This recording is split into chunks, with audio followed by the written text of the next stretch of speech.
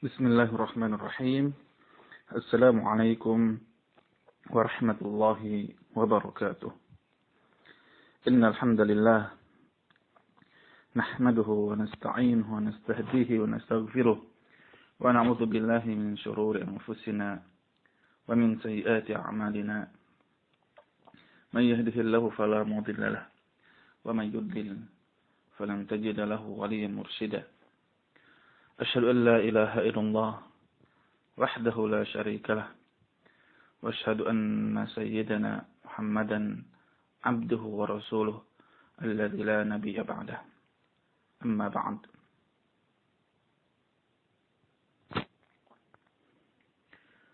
فيا أيها الطلاب والطالبات من فصل التاسع بمعهد حسن الخاتمة، كيف حالكم جميعا؟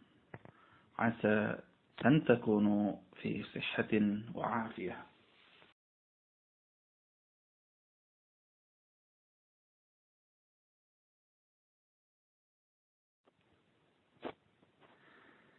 وإن شاء الله في هذا اليوم سنواصل دراستنا عن كتاب الحدود، والموضوع الذي سندرسه اليوم هو أحكام قاطع الطريق.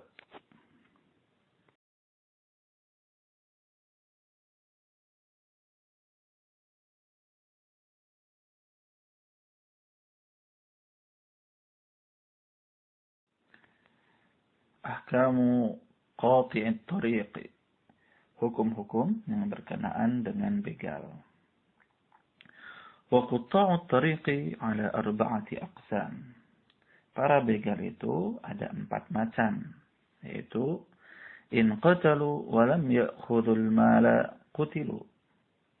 Jika mereka membunuh dan tidak mengambil harta, maka mereka itu dibunuh. Fa in qatalu wa akhadhul mala qutilu wa sulibu.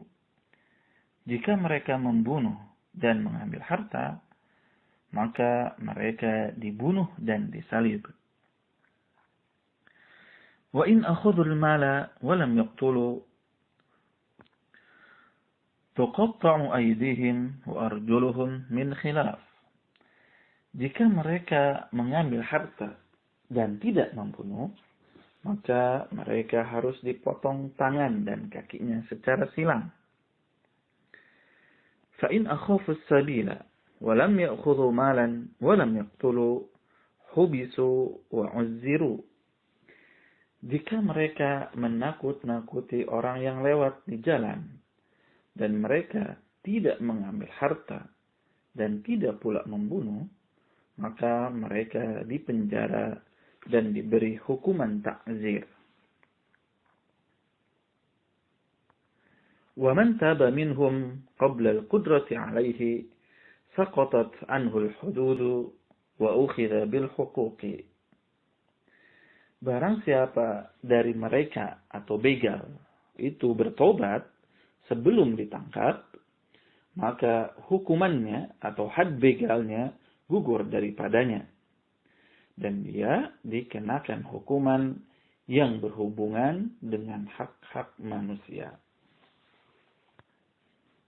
Para santri semuanya, dalam pembahasan ini kita akan membahas hukuman bagi para begal. Begal itu adalah bisa satu orang ataupun kelompok, yang mana mereka itu biasanya mencegat orang di jalanan. Makanya disebutnya qati'ut thariq. Qati', pemotong jalan. Karena mereka itu mencegat orang yang lewat, kemudian mereka ambil hartanya, ataupun bahkan ada yang sampai dibunuhnya juga. Ada juga yang hanya menakut-nakuti saja. Nah, hukumannya itu sangat mengerikan sekali. Di sini disebutkan sampai ada 4 kriteria. Dan ini sesuai dengan yang difirmankan oleh Allah Subhanahu wa taala di dalam surat Al-Maidah ayat 33 dan 34. A'udzu billahi minasyaitonir rajim. Bismillahirrahmanirrahim. إنما جزاء الذين يحاربون الله ورسوله ويسعون في الأرض فسادا أن يقتلوا أو يصلبوا أو تقطع أيديهم وأرجلهم من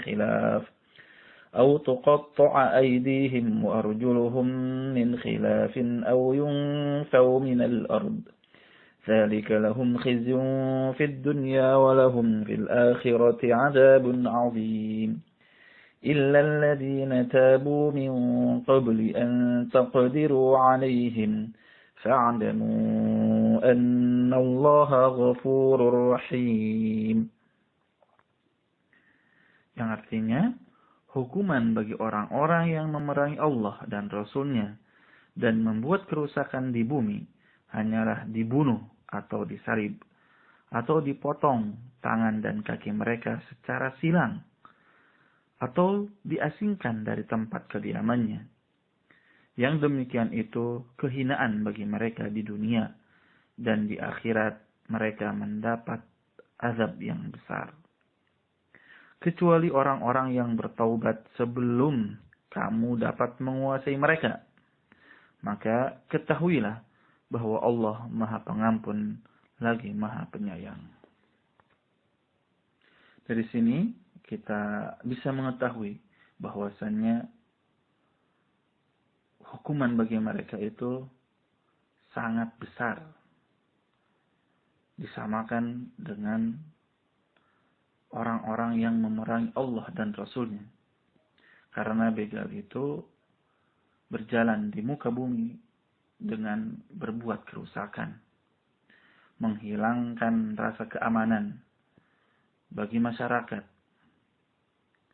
yang mana Islam sangat perhatian akan rasa aman bagi manusia seluruhnya, sehingga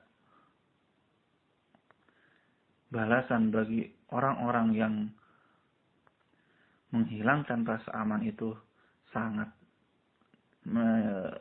menakutkan. Di sini disebutkan bahwasanya hukumannya adalah yang pertama ayyuqattalu, mereka itu harus dibunuh. Di dalam kitab yang harus dibunuh itu adalah apabila kejahatannya in qatalu wa lam ya'khudhul mal, jika mereka membunuh tetapi mereka tidak mengambil harta. Ini harus langsung dibunuh. Kemudian, jika kejahatannya itu in qatalu wa akhadhul mal, jika mereka membunuh dan mengambil harta, maka hukumannya adalah qutilu wasulibu. Mereka harus dibunuh dan disalib. Di sini timbul permasalahan. Apakah langsung disalib dalam keadaan hidup-hidup atau dibunuh dulu baru disalib?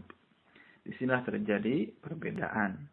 Ada yang mengatakan disalib sampai hidup-hidup sampai meninggal, ada yang mengatakan harus dibunuh dulu baru disalib, dan itu yang paling kuat. Bahkan ada juga yang mengatakan hukumannya adalah dipotong tangan dan kaki mereka secara silang terlebih dahulu, lalu dibunuh, dan setelah itu disalib. Itu sebagian pendapat mengatakan seperti itu. Terus berapa lama apabila mereka itu disalib? Nah, di sini disebutkan di dalam kitab penjelasannya adalah disalib selama 3 hari. Sampai kalau nanahnya sudah bercucuran, maka harus segera diturunkan. Disalibnya menggunakan apa? Disalib menggunakan kayu ataupun mungkin menggunakan bahan yang lain, bisa besi ataupun yang lainnya.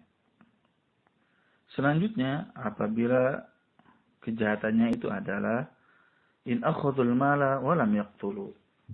Jika mereka mengambil harta tetapi mereka tidak membunuh adalah tuqatta'u aydihim wa arjuluhum min khilaf. Tangan dan kaki mereka dipotong secara silang. Tangannya tangan kanan, kakinya kaki kiri. Kemudian apabila mereka melakukan kembali kejahatannya, maka dipotong lagi secara silang tangan kirinya dan kaki kanannya.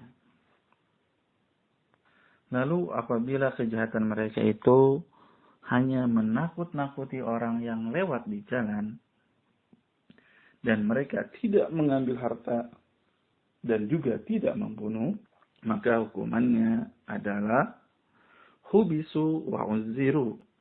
Mereka dipenjara dan dihukum ta'zir. Di dalam ayat Al-Qur'annya disebutkan aw yunfaw minal ard, atau mereka diasingkan dari negerinya atau tempat kediamannya. ومن تاب منهم قبل القدرة عليه سقطت عنه الحدود وأخذ بالحقوق. Barang siapa dari mereka atau begal itu bertaubat sebelum ditangkap, maka hukumannya atau had begalnya gugur daripadanya. Dan dia dikenakan hukuman yang berhubungan dengan hak-hak manusia. Sebagaimana bunyi atau firman Allah Subhanahu wa taala yang ayat ke-34-nya, illal ladzina tabu min qabli an taqdiru alaihim fa'lamu annallaha ghafurur rahim. Kecuali bagi orang-orang yang bertobat sebelum kamu dapat menguasai mereka, maka ketahuilah bahwa Allah Maha Pengampun lagi Maha Penyayang. Maksudnya adalah apabila si begal itu bertobat, maka hukuman begalnya atau had begalnya yang 4 tadi. Kalau membunuh harus dibunuh, kalau membunuh dan mengambil harta harus dibunuh dan disalib. Kalau mereka mengambil harta tapi tidak membunuh, hukumannya harus dipotong tangan dan kakinya secara silang. Kalau mereka menakut-nakuti tapi tidak mengambil harta juga tidak membunuh, maka mereka harus dipenjara ataupun dan dihukum ta'zir.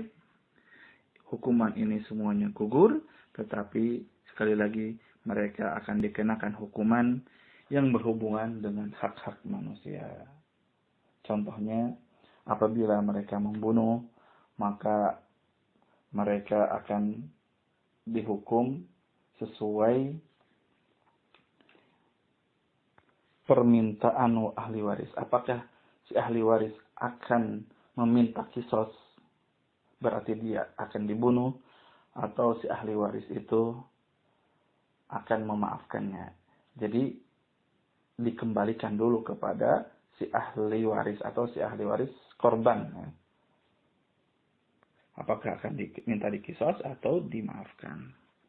Kalau mengambil harta, maka kalau di hukuman begal akan dipotong tangan dan kakinya secara silang, langsung sekali kejahatan langsung potong secara silang. Tapi kalau sudah bertobat, maka akan dipotong tangannya saja. Itu pun kalau mencapai nisab.